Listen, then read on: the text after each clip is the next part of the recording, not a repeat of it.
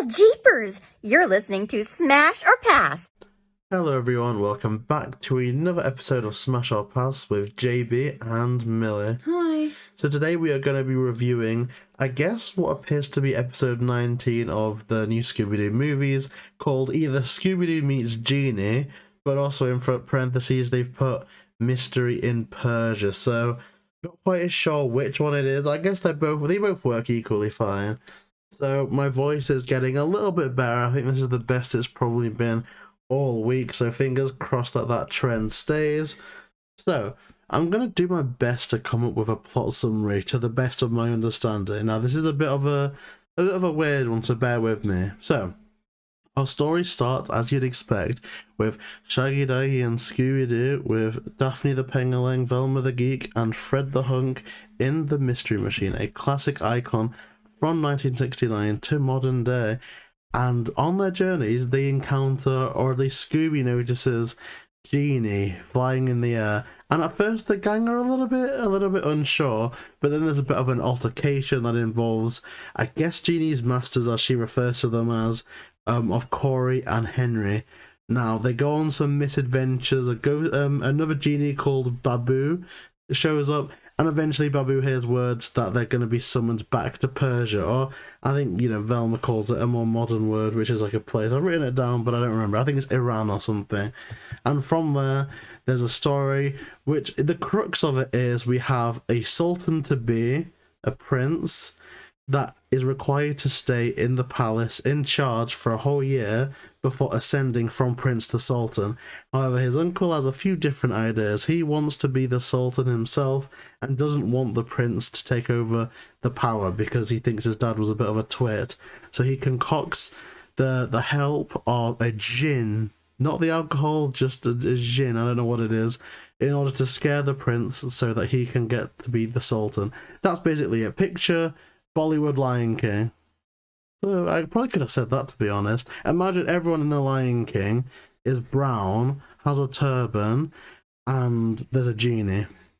That's it. Well, I guess Aladdin would have worked better. Okay, it's Aladdin with Scooby-Doo. Here we go. So, Milly, how was my plot summary? Interesting, to say the very least.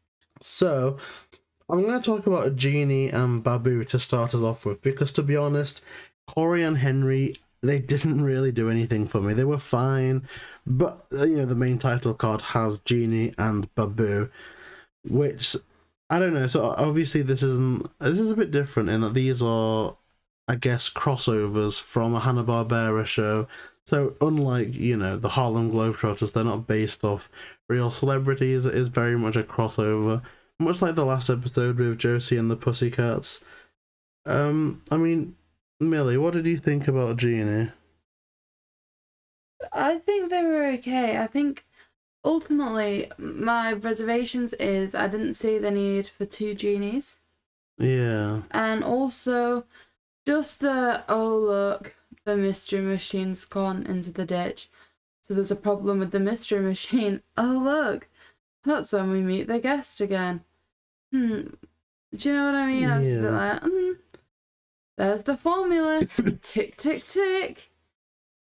I think the rules are a bit dicey as well. We clearly see Jeannie calling Corey and Henry master. Like, yes, master, can I do this, master? So very subservient, but also that breaks the mold in that they clearly have more than 3 wishes. And so it's a weird dynamic. I think in terms of a crossover, it failed in that it gives us what you'd expect. I can see the comic relief characters teaming up and the leader characters teaming up, but I don't think it lets Scooby fans know this is Jeannie, this is what she stands for, these are the masters, this is their dynamic, this is why they're not bad people for keeping a slave, basically, but they're also clearly friends. Like, we don't get that dynamic. It almost treats you as though you are both a Scooby fan and a Jeannie fan, which is fine. But when they're doing such a Jeannie plot, it doesn't really make sense. I mean, comparing it to the Courage crossover, it's like that, but I think, I don't know if there's more or less nuance with Courage. I think with Courage, that he's a scared dog, and that it kind of blends the worlds well. I think if it was a Scooby plot with Jeannie and the gang helping out, that would almost be a bit like Courage in a way. Whereas this is full on, okay, now we're doing Scooby stuff, and now we're in Agrabah, there's a Jinn, there's an evil, like, Jafar ripoff. Not only that, but before they go to, like, the equivalent of Agrabah, we see kind of a third Genie, fourth Genie. Oh, yeah, like, there's literally three here. There's Jeannie, there's Babu. And the evil Genie. Yeah, the green Genie, the green G.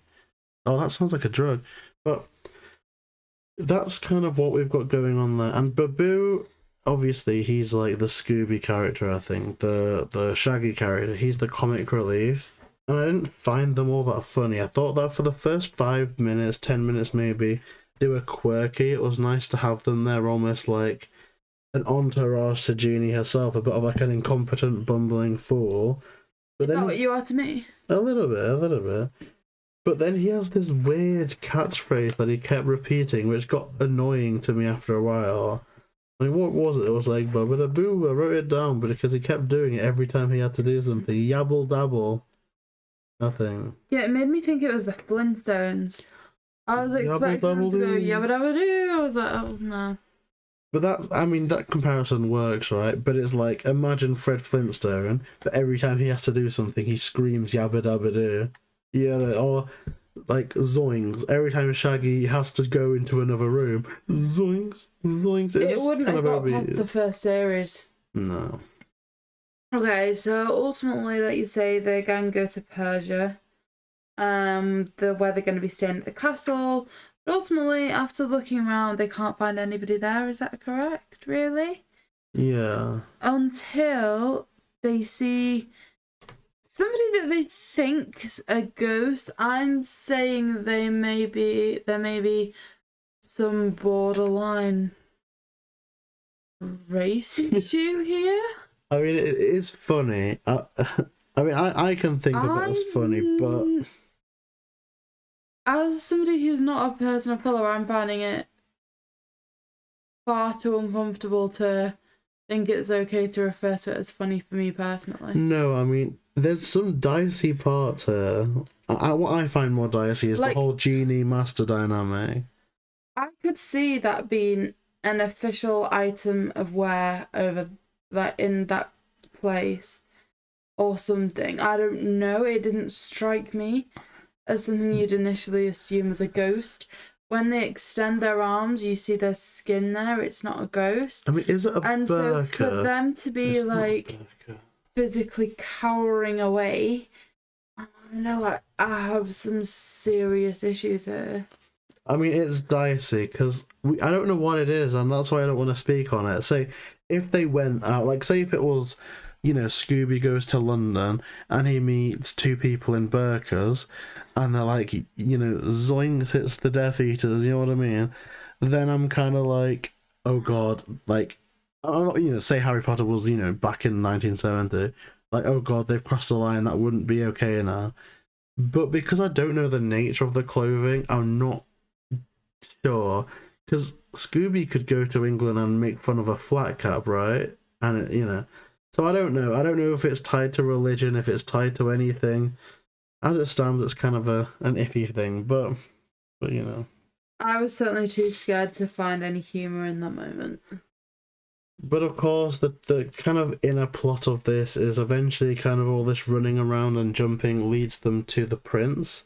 Prince, oh, what's his name? Let me think. It's like Aben. Prince Aben. There's one plot device I like on the way for them to meet in him. You know when the beds tilt? But because the genies float, that leaves them, and then I'm kind of like, now I see why there's two of you. Because it allows the kind of conversation and for them to move the story forwards through, you know, like, just through speaking. Yeah, and I like the quirk, because for all we're not explain Jeannie's powers, there's like that funny moment where she's like, doing, doing, doing, I'm getting a vibration from my master, and it's like, I wish you'd explain more what you can and can't do. But as it is, it's an interesting world. Like, I wouldn't mind watching the Genie show, at least episode 1 to at least get a vibe of it. I wouldn't. But, you know. So Prince Urban, as I've mentioned, it's basically the Lion King. It's Aladdin. One guy is destined for the throne, and another guy doesn't want him to have it because he wants it for himself. And the thing is that I mean, it's an easy plot. It's an easy thing to get, come to a conclusion of. But it's literally spelled out to us within the first 10 minutes. Like, before they even go to Agrabah, we see the uncle, like, kind of summoning the green genie, going, not if I have anything to do with it. And so the whole Scooby mystery aspect is taken away then, and it's just now we're watching shenanigans until it's revealed that it is this way. And, Kind of like some of the Scooby formula a little bit. It's kind of like Arabian Nights.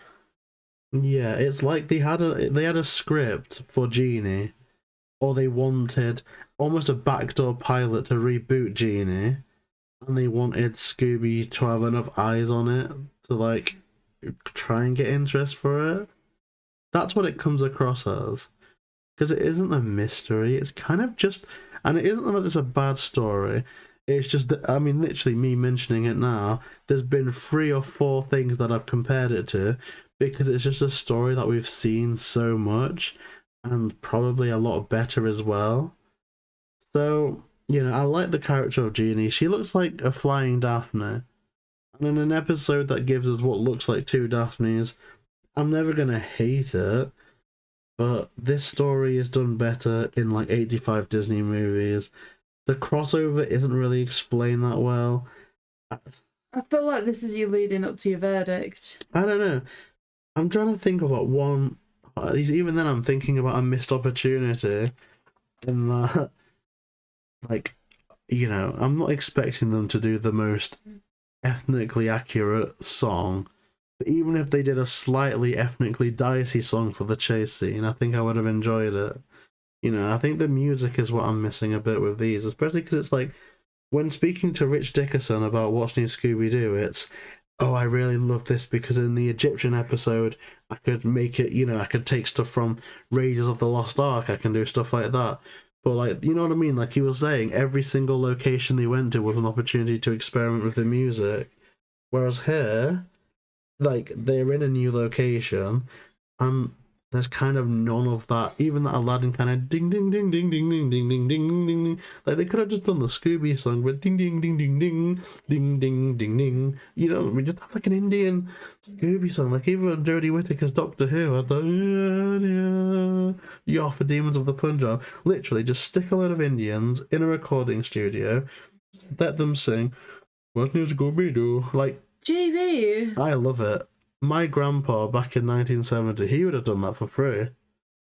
Smash or pass? No. And also Scooby crushing on Genie is cute.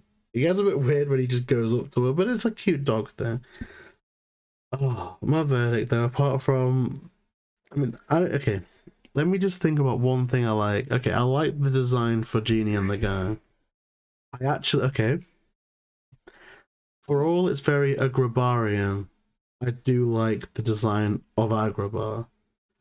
They do pretty much copy paste, but I do like it. But yeah, that's about it. I guess because it borrows a lot from stuff, I think, but a lot of stuff that I like.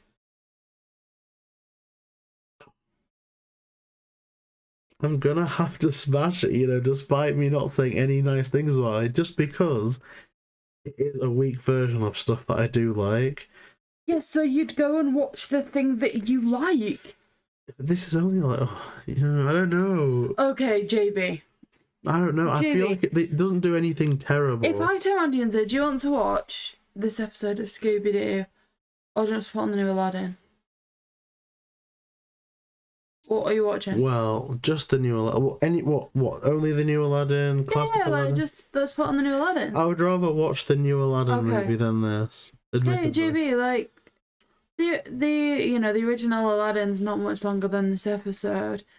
It's got better music in it as well. Do you want to just throw that on, or do you want to put this episode on? I would rather watch the animated Aladdin than the... Okay, so JayBee, animated Disney movies aren't that long, and you know, if we want to watch a movie about a resentful uncle, do you want to put this on, or do you want to watch The Lion King, where the resentful uncle gets a really cool song? Which one? Oh, I know. Oh, animated Lion King. Oh man, yeah, that's a classic. Okay.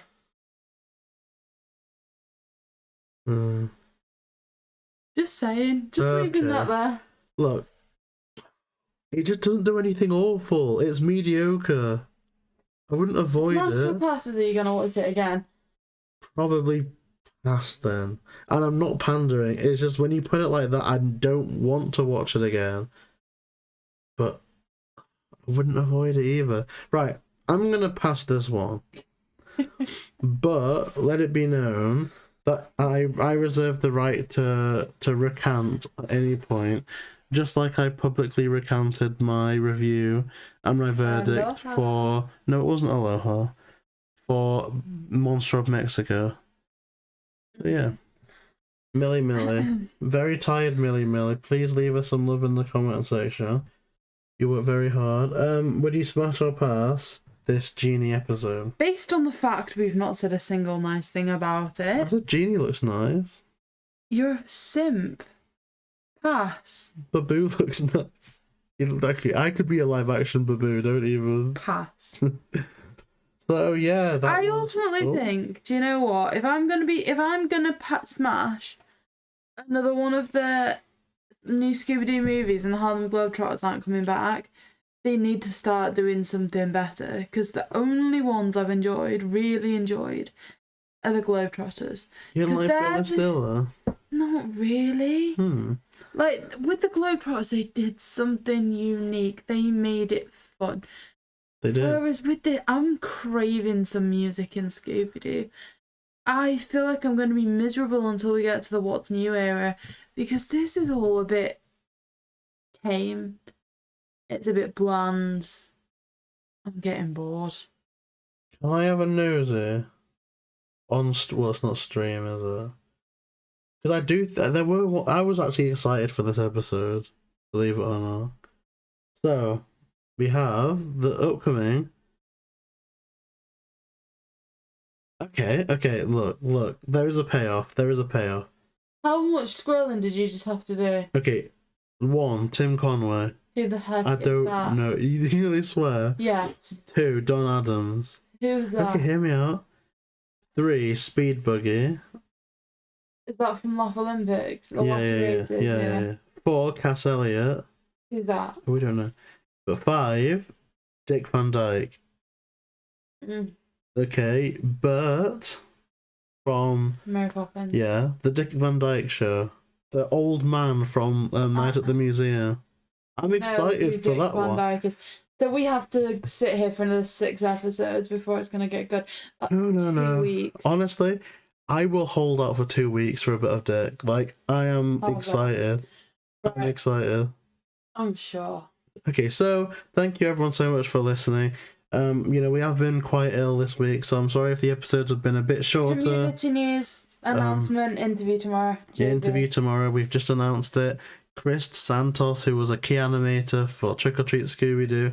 There's some very cool things mixed in with some other questions there that you don't want to miss. Honestly, it's another groundbreaking thing that we seem to do a lot, but I hope that you do enjoy it.